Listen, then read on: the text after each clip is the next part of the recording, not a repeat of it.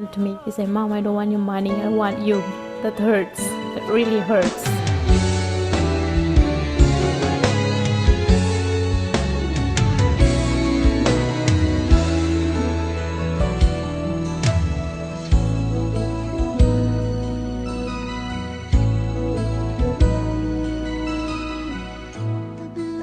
Para mabigyan ng kinabukasan yung mga anak namin, mapaaral ng mabuti. Magkaroon ng kaginhawaan. Nangangarap din kami na magkaroon pa rin ng pagkakitaan. Yung hirap na nadanasan ko, hindi mararanasan ng mga anak ko. Gusto kong mabago ang buhay niya.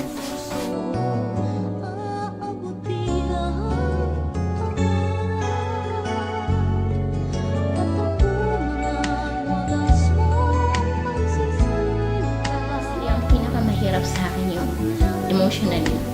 Kasi una-una malayo tayo sa pamilya.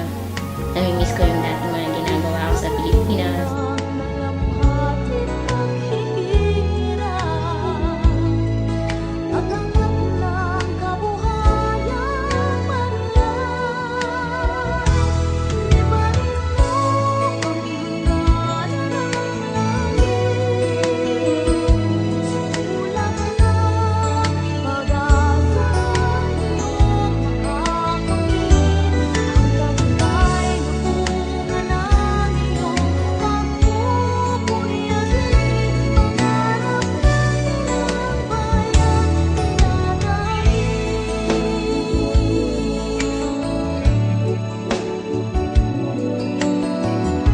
Pag ako yung galing sa trabaho, nag-iisa na ako, namimiss ko yung mga anak ko. Inilis pa kami sa Saudi Arabia.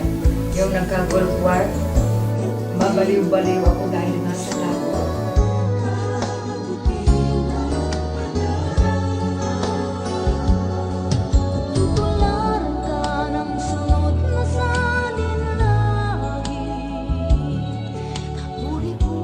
I miss them. That's the thing. Yeah. Mga personal na nangyayari sa buhay natin. May mga pangangailangan yung nasa Pilipinas.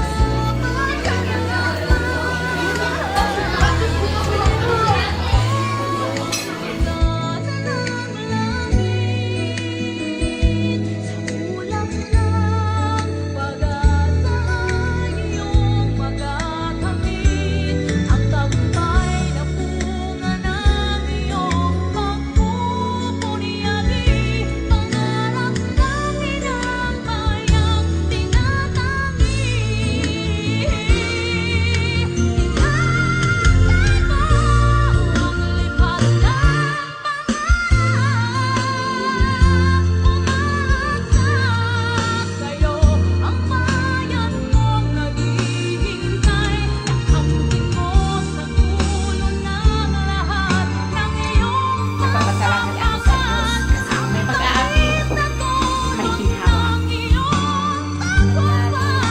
Napangarap ko kasi mas grabe pa yung dumating. Kahit nagsimula ka sa mababa, basta may tiwala sa sarili, kaya mong tuparin ang iyong pangarap.